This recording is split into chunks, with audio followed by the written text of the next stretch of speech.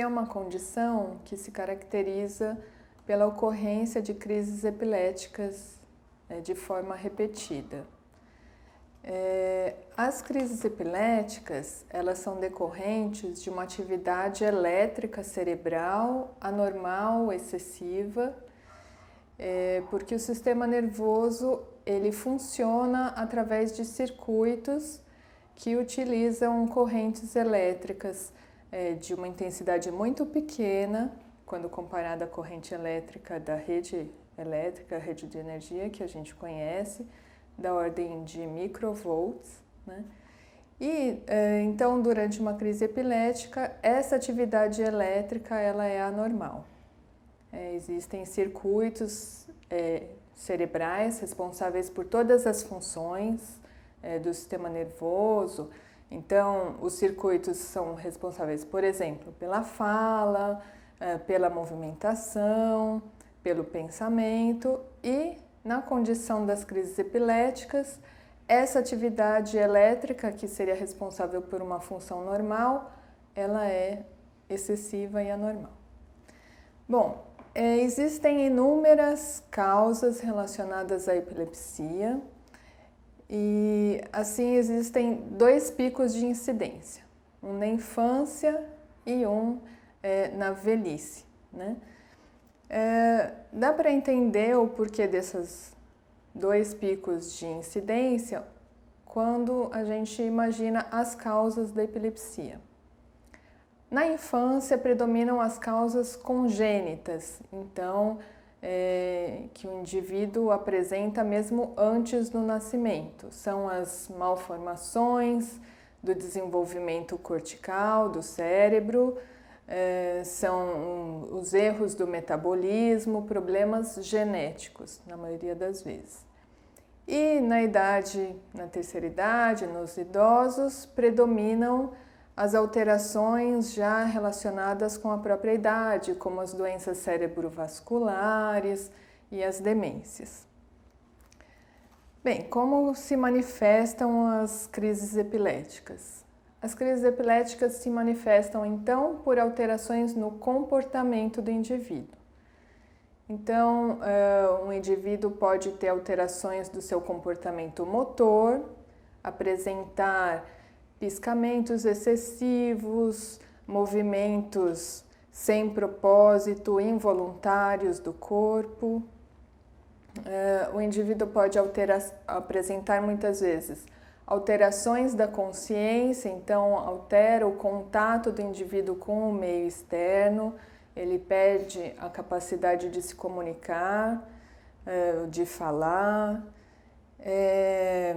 Enfim, as manifestações são inúmeras dependendo do tipo de crise epilética.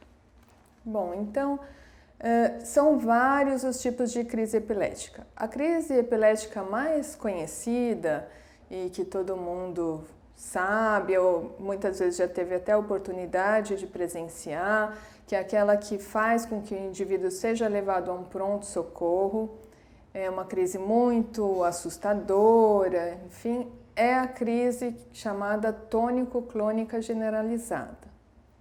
Essa crise se manifesta, como o próprio nome diz, por uma fase tônica em que o indivíduo fica com uma rigidez no corpo todo, e nessa fase tônica a contração dos músculos muitas vezes faz o ar ser expulso pela glote e assim o indivíduo emite um grito no início da crise.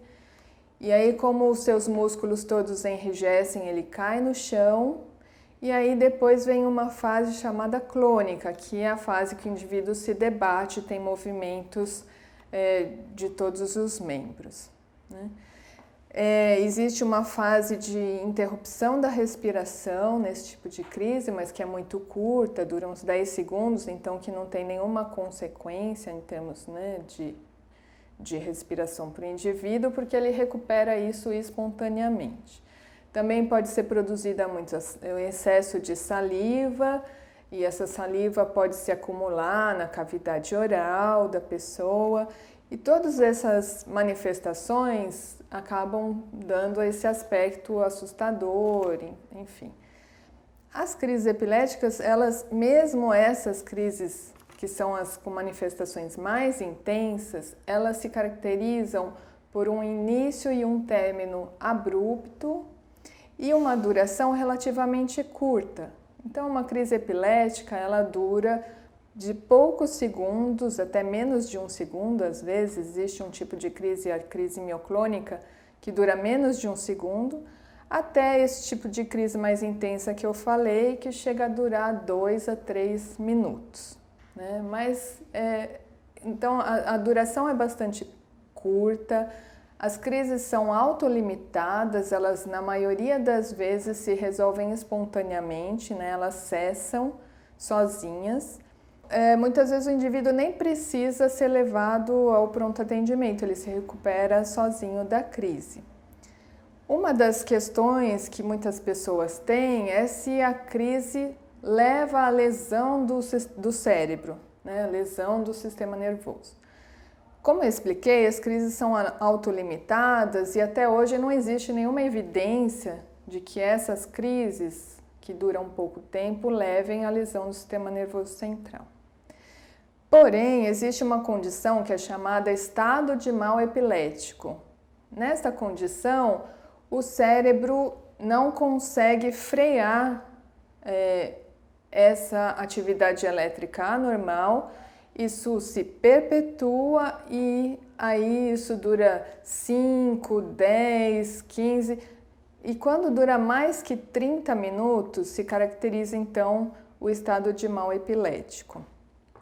Esse tipo de crise já foi provado que provoca sim, pode deixar sequelas no sistema nervoso, né? Então, do ponto de vista operacional, quando o indivíduo apresenta uma crise epilética e essa crise começa a durar mais do que 5 minutos, a gente já tem que se preocupar de dar um outro atendimento para o paciente, levá-lo a um serviço de urgência para que ele tenha essa crise interrompida, para que ele receba medicações. Existem medicações que abortam a crise e assim evitar uma lesão maior ao sistema nervoso. Bom, se eu estou na rua e um indivíduo apresenta esse tipo de crise mais intensa, cai no chão, o que eu preciso fazer? Como esse indivíduo pode ser auxiliado? Bom, em primeiro lugar, proteger para que esse indivíduo não se machuque na queda, não tenha um traumatismo, afastar objetos pontiagudos que possam feri-lo, proteger a cabeça.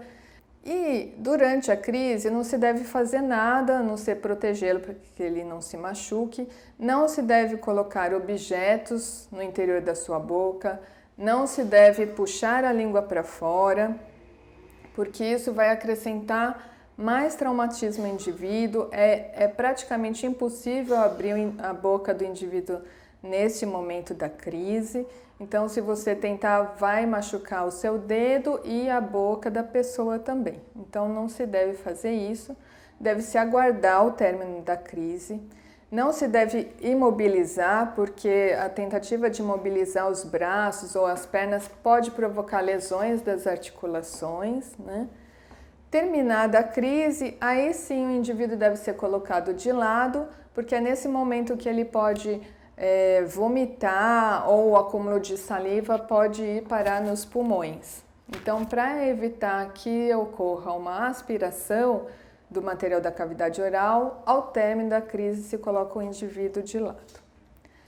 Mas não é somente esse tipo de crise que está presente, existem crises com muitas outras manifestações, como eu falei, às vezes o indivíduo só fica parado e você não percebe nada, você fala com ele, ele não responde, é uma crise muito mais sutil, por exemplo, a ausência da infância, que a criança fica só paradinha e não responde, dura poucos segundos e ela volta. O tratamento da epilepsia é essencialmente à base de medicações, né, que são as drogas antiepiléticas. O meu tratamento vai depender muito do tipo de crise que eu apresento. Existem dois grandes grupos de crises epiléticas, as crises focais e as crises generalizadas. Nas crises focais, a alteração da atividade elétrica é localizada em apenas uma região de um dos hemisférios cerebrais. Nós temos o hemisfério esquerdo e o direito, e na crise focal apenas uma região está envolvida na geração das crises. Nas crises generalizadas, amplas áreas dos dois hemisférios são acometidas durante a crise. Então, estas duas formas de epilepsia respondem de forma diferente aos diversos tratamentos existentes no mercado. Então, existem medicações que são mais apropriadas para as crises focais e outras que são melhores para as crises generalizadas. Então, é muito importante numa consulta para tratamento de epilepsia que exista tanto a pessoa com a crise como a informação de algum acompanhante, alguma testemunha que possa relatar a fase em que o paciente está inconsciente. Esses dados clínicos todos ajudam a caracterizar se a crise é focal ou generalizada. E um outro achado que ajuda muito nessa caracterização é o eletroencefalograma. O eletroencefalograma é um exame fundamental para o diagnóstico das epilepsias. Ele é o primeiro exame que deve ser solicitado e, na sequência, podem ser solicitados outros exames para investigar a etiologia, né, a causa das epilepsias, como uma ressonância magnética de crânio, exames laboratoriais. O eletroencefalo, ele pode mostrar anormalidades mesmo quando o indivíduo não está tendo uma crise. Então, o eletroencefalo é um exame que não é invasivo, é fácil de fazer, dura 30 a 40 minutos, é indolor, não precisa de jejum e a gente pode repetir quantas vezes isso for necessário. Fora das crises, ele vai mostrar alterações, que são as descargas, que vão auxiliar o médico, então, a classificar o tipo de crise e orientar melhor o tratamento. Nem sempre existem as anormalidades no eletroencefalograma. Existem formas de sensibilizar o meu exame, fazendo com que o indivíduo durma menos na noite anterior. Existem provas que tentam ativar o exame, como fazer a prova de hiperventilação, a fotoestimulação, e repetindo-se o eletroencefalograma várias vezes, aumentam as chances de se obter algum dado que auxilie no diagnóstico. Mas também existe o tratamento cirúrgico. O tratamento cirúrgico é reservado às epilepsias que se mostram refratárias ao tratamento clínico. Para que uma epilepsia seja considerada refratária, o indivíduo precisa ter usado pelo menos 2 drogas antiepiléticas que sejam apropriadas para o seu tipo de crise em dose adequada para o seu peso, né? Então, se eu tenho esta condição, eu preciso aí, outros passos subsequentes seriam preencher outros critérios. As crises precisam ser focais, porque a cirurgia ela se constitui da remoção de uma parte do cérebro. Então, assim, a crise generalizada não pode ter tratamento cirúrgico, porque a remoção de uma parte do cérebro não vai resolver um problema que envolve os 2 hemisférios. Então, a crise precisa ser focal e a região a ser removida não pode ser uma região fundamental para alguma função. Por exemplo, eu não posso remover áreas que sejam fundamentais para a visão, por exemplo, né? Então, assim, um número pequeno de pacientes que apresentam epilepsia refratária podem se beneficiar de cirurgia, isso é em torno de 10% dos pacientes. Então, as epilepsias, elas têm uma incidência de 1 a 2% na população em geral. Em países em desenvolvimento, como o nosso, está mais próximo dos 2%. Destes, 70% dos casos respondem bem ao tratamento com medicamentos e só 30% vão ter um controle mais difícil. Destes que restaram, que têm um controle mais difícil, só 10% é que se beneficiarão de um tratamento cirúrgico. O tratamento cirúrgico, ele também necessita de uma investigação mais aprofundada, né? O padrão desse tipo de investigação é a monitorização contínua por vídeo EEG. Neste tipo de exame, o paciente tem os eletrodos colados na cabeça de uma maneira diferente, de forma que ele pode movimentar a sua cabeça sem que os eletrodos se descolem. E ele fica internado por 2, 3 dias, uma semana, até que a sua crise seja registrada. Às vezes é necessário o registro de várias crises para se localizar a área que gera as crises epiléticas e se estudar se é possível a remoção dessa área.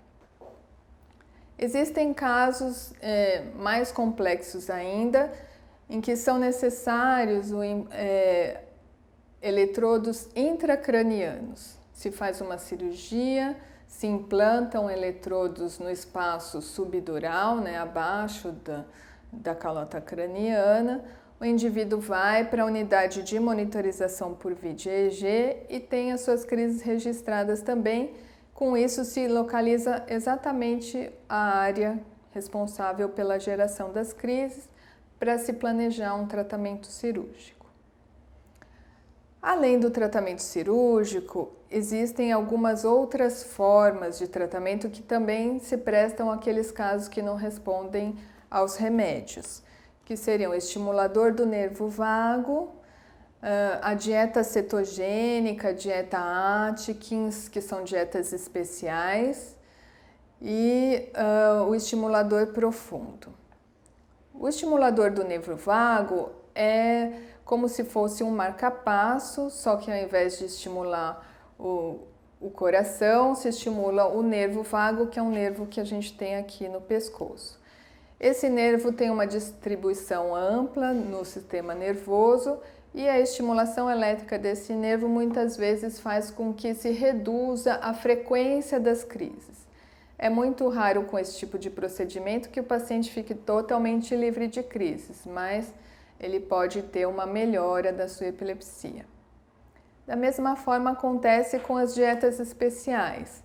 A dieta cetogênica, a dieta Atkins, a quantidade de carboidratos é bastante reduzida da dieta e são dietas muito ricas em gordura.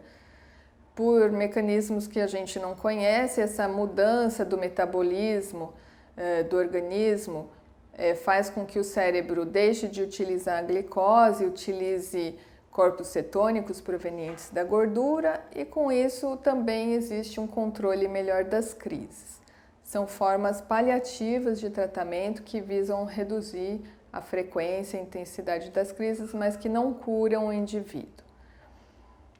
Aí uma pergunta bastante frequente também em relação à epilepsia é se esta condição tem cura. Como nós vimos, é uma condição bastante heterogênea, com muitas causas e intensidade e gravidade variável, então também a cura não ocorre em todos os casos. Em algumas vezes é uma condição que perdura por toda a vida e necessita de tratamento pela vida toda. Em outros casos, o tratamento precisa ser por um período de tempo variável, né? Então, existe, por exemplo, uma forma genética de epilepsia, que é a epilepsia com espículas centrotemporais, ou epilepsia rolândica, epilepsia benigna da infância, que a criança na idade escolar apresenta algumas crises, principalmente durante o sono, e que na fase da adolescência essas crises desaparecem e a criança não precisa mais continuar o tratamento, a epilepsia se cura sozinha, né? Existe outra forma de epilepsia que também é genética, que é a epilepsia mioclônica juvenil, por exemplo, que o indivíduo começa a ter crises na puberdade, né, na juventude, na adolescência, e que, apesar de ser genética também, como eu comentei da outra, da infância, ela necessita de tratamento pela vida toda. Os indivíduos que tentam interromper a medicação voltam a ter crises. E existem as epilepsias relacionadas a lesões estruturais. Se essa lesão estrutural é passível de remoção cirúrgica, também muitas vezes ela é curada, outras vezes não, outras vezes mesmo com a cirurgia o indivíduo precisa continuar o tratamento pela vida toda. Uma dúvida bastante frequente é se a epilepsia sempre cursa com deficiência mental. Então, é uma condição também bastante variável neste aspecto. A pessoa pode ser completamente normal do ponto de vista intelectual, cognitivo, ou pode ter deficiência intelectual também de graus variáveis, desde um déficit leve, uma coisa restrita como um déficit de memória, até uma deficiência mental grave e global sob todos os aspectos. A outra comorbidade que a gente chama, outro problema associado com as epilepsias, são os distúrbios psiquiátricos, que são bastante prevalentes também. Isso também é bastante variável, como existem casos que cursam com ansiedade, depressão, transtornos de personalidade, mesmo psicoses, quadros mais graves, que muitas vezes exigem um tratamento específico. Então, o tratamento da epilepsia tem que ser um tratamento global que vise não somente o controle das crises epiléticas, mas também o tratamento das comorbidades. A outra coisa é que a epilepsia é uma doença bastante estigmatizada e com muitas consequências na vida da pessoa, tanto do ponto de vista profissional, social. E então, principalmente quando a epilepsia é grave, com muitas crises não controladas, existe um comprometimento da qualidade de vida desses indivíduos. Então, o ideal é que estes casos tenham uma abordagem multidisciplinar e que o tratamento não vise somente o controle das crises, mas que vise o tratamento da pessoa como um todo, objetivando a melhora da qualidade de vida do indivíduo.